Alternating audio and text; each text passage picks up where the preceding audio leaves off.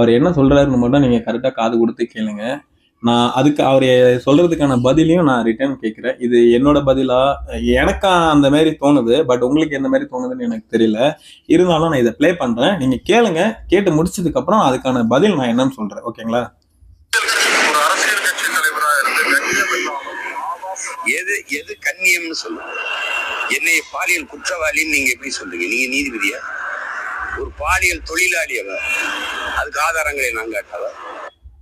நான் பாலியல் தொழிலாளியா? பாலியல் தொழிலாளியாடா நான்? டேய், இந்நாள் வரைக்கும் நீ தச்சிருப்படா. இந்த நொடியில இருந்து நீ எப்படி செருப்பால அடிக்க வாங்க போற?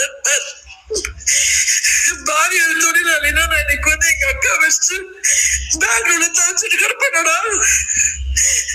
நாசமா போவடா நீ, நாசமா போவடா. என்னோட கண்ணீரை நீ என்ன பண்ண போதுப்பா? உன்னை என்ன பண்ண போதுப்பா?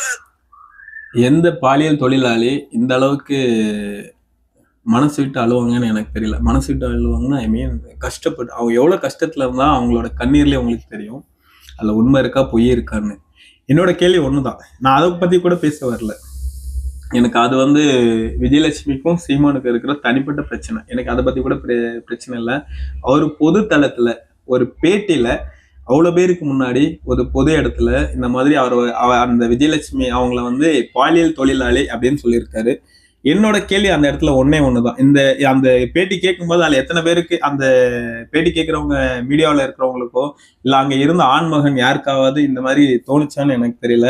இல்ல அவர்கள் தான் ஆண்மகனான்னு எனக்கு தெரியல. என்ன காரணம்னா, ஒரு பாலியல் தொழிலாளின்னு நீ சொல்ற, அந்த பாலியல் தொழிலாளிக்கு 11 வாட்டி கருக்கலைப்பு பண்ண ஆதாரத்தை கோர்ட்ல சப்மிட் பண்ணியிருக்காங்க.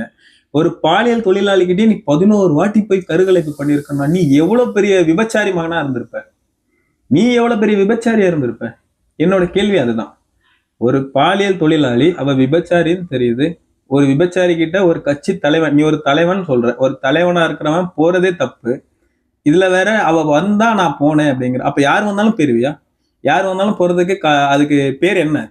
உன் பேர் என்ன? ஃபர்ஸ்ட் பாலியல் தொழிலாளின்னு சொல்றதுக்கு முன்னாடி நீ யாரு? நீ யாருடா? டேய் சீமான் சொல்லுடா, யாருடா நீ? ஒன்னத்தான்டா, பதில் சொல்லுடா. யாருடா நீ? நீ யாருடா? உன் பேர் என்னடா? உன் பேர் என்ன? பாலியல் தொழிலாளி சீமான் வச்சிருவோமா? சொல்லுடா, பதில் சொல்லுடா. டேய் டேய் சீமான் சொல்லுடா. எங்க அண்ணன் சாக்கடை மாதிரியே என்ன எனக்கும் பேச வரும். டேய் பதில் சொல்லுடா. வெண்ண பதில் சொல்லு. உன் பேர் என்னடா? இவன் ஒரு கட்சி தலைவன், இவனையும் தூக்கி வச்சு